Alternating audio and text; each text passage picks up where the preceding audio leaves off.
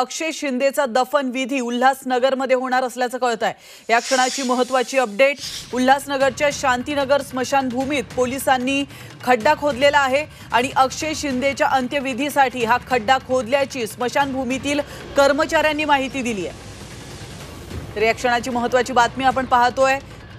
बदलापुरातील आरोपी अक्षय शिंदे याचं एन्काउंटर झालं होतं आणि त्यानंतर बदलापूरकरांनी त्याचा दफन विधी करण्यास नकार दिला होता बदलापूरमध्ये। आणि त्यानंतर आता महत्त्वाची माहिती समोर येते, उल्हासनगरमध्ये शांतीनगर स्मशानभूमीत त्याचा दफन विधी होणार असल्याचं कळतंय।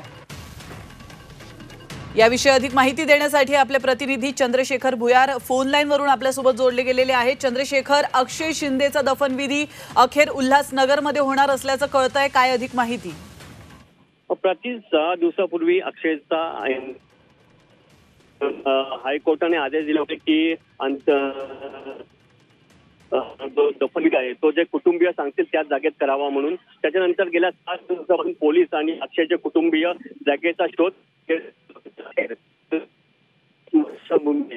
अक्षयचा अंत्यविधी करण्यात आहे। आता नक्कीच काही कारणास्तव चंद्रशेखर यांच्यासोबत आपलं व्यवस्थित कॉन्टॅक्ट होऊ शकत नाहीये। पुन्हा एकदा आपण चंद्रशेखर यांच्यासोबत जोडण्याचा प्रयत्न करूयात आणि त्यांच्याकडून अधिक माहिती घेऊयात। मात्र तुर्तास एक महत्त्वाची बातमी, अक्षय शिंदेचा दफन विधी अखेर उल्हासनगरमध्ये होणार असल्याची माहिती समोर येते आहे।